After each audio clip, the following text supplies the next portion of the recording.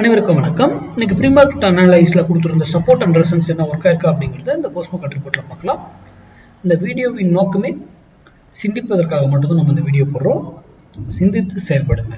யாரோ Insta, Facebook, YouTube இந்த மாதிரி இதை கொடுக்குறதெல்லாம் நம்பாதீங்க. இன்க்ளூடிங் மீ, நான் கொடுக்குறேன். நீங்க படித்து ஆராய்ந்து அது சரியா இருக்குன்னா பயன்படுத்துங்க, இல்லையா தவிர்த்துடுங்க. சரி, இன்னைக்கு நம்ம கொடுத்துருந்தது 24,200 கால் 282 rupees.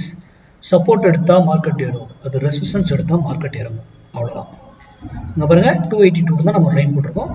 அது சப்போர்ட் எடுக்கல, ரெசிஸ்டன்ஸ் மாறிடுச்சு. அப்போ மார்க்கெட் என்ன இருக்கும்? ஃபால் ஆயிருக்கும். மார்க்கெட்டே நான் பார்க்காம இதை சொல்றோம். அப்போ எப்படி இந்த வேல்யூ வந்தது? இதை ஏன் இந்த சைக்கிள் நீ சூஸ் பண்ணும்? எல்லா சைக்கிளையும் நம்மளால கொடுக்க முடியும். 2400ல கொடுக்க முடியும், 24,000ல கொடுக்க முடியும், 24,300, 400, 500, ஏன் 23,000ல கூட கொடுக்க முடியும். கொடுக்கலாம். அதுக்கு அங்க வேல்யூ வரும். ஒவ்வொரு வேல்யூ மாறுபடும்.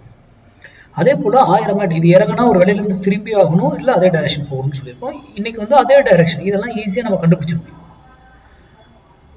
ஃபால்ஸா ஏமாத்துறது இது எல்லாமே மேக்ஸ் அடிப்படையில் தான். நம்ம ஒரு பேட்டர்ன் பார்க்கறது கிடையாது, பிரைஸ் ஆக்ஷன் பார்க்கறதுல, ஓப்பன் இன்ட்ரெஸ்ட் பார்க்கறதுல.